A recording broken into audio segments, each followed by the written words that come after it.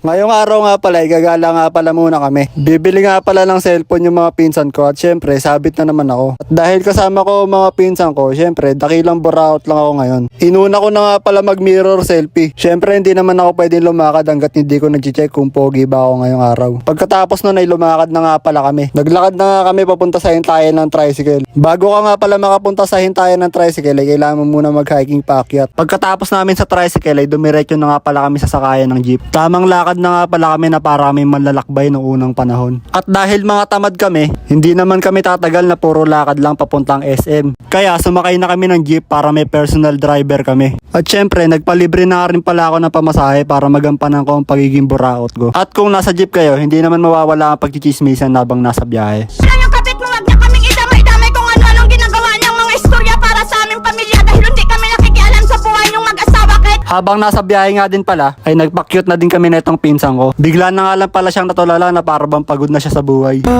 how could you give up so easily? How did you not find a reason to stay? Pagkatapos nga pala nun ay nakarating na kami sa aming destinasyon. Dito sa may SM Valenzuela. Pagpasok namin dito ay dumiretso muna kami dito sa may photo studio. Dumaan kami dito para mag-photoshoot na parang mga artista. Namili na nga din pala sila ng costume na isusuot nila sa pictorial. Piratang Spider-Man nga pala yung costume na itong pinsan ko. Pagtapos mamili ng costume ay nagpa-picture na nga pala kami. Lito Lapid Drip nga pala yung napili kong costume para sa pictorial. Idol ko kasing senador yun tahimik lang. Pagtapos namin magpa-picture ay naglakad na agad kami papunta sa Cyberzone para maghanap at bumili ng cellphone. At syempre kinilatis muna nila yung bibili nilang cellphone bago sila dumiretso dito sa contract signing na parang mga talent ng ABS-CBN. Habang naghihintay matapos ang contract signing ay tumambay muna kami dito sa tabi-tabi. Pagtapos na ay dumiretso na kami dito sa arcade. Naglaro muna kami dito at nagpalipas ng konting oras. Nagbasketball na nga muna pala sila. They do have a timeout. Decide not to use it. Curry, way downtown. Bang! Bang! Oh, what a shot from Curry! Pagkatapos magbasketball ay nagmotor-motor nga pala muna sila.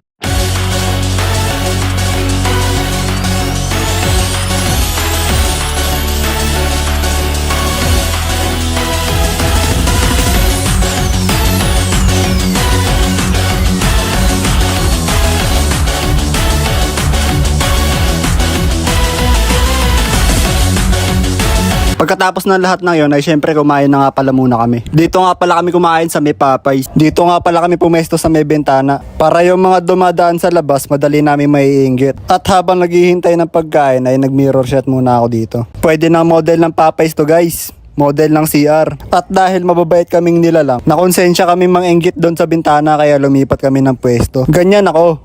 Buraot pero may puso. At para di boring, nag-cellphone nga pala muna sila. Sa social media na lang mga inggit kaya mga yan at mag-update na kumain sila sa Popeyes. Pagkatapos na ilang sandali ay dumating na rin pala ang order naming mga pagkain. Chicken with rice and fries nga pala yung order namin. Ito kasi ang isa sa mga bestseller at affordable na pagkain dito sa Popeyes. Lalo kung nagpapalibre ka lang, ito ang best na order para sa'yo. Kung makapalang mukha mo at sumama ka lang para mag-video-video, chicken at fries na ang orderin mo. Gayahin mo tong isa na to. Craving satisfied ang pagpapalibre niya. Pa-video-video lang na libre pa. Pagtapos nga pala nun ay dito na kami nagpatunaw ng kinain namin sa pen shop. Sinubok-subukan nga pala nila yung mga pabango dito para mawala yung amoy ng chicken sa mga katawan nila. At syempre hindi mawawala kapag nasa loob ka ng isang store ang tradisyonal na pag-mirror shot. Pagkatapos nun ay dumiretso na kami sa department store para pumili at bumili ng mga pangmalakasang laruan. Yan nga pala yung isa sa mga nabili naming laruan. Dinosaur na nagtatransform na aso. Tapos Play-Doh. Napaka-astig.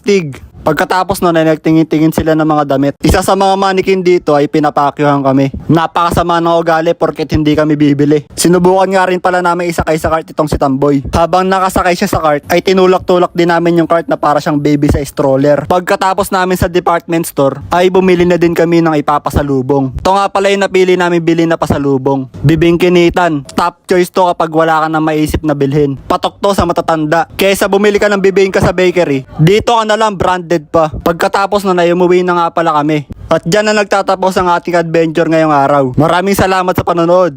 Hanggang sa muli. Paalam.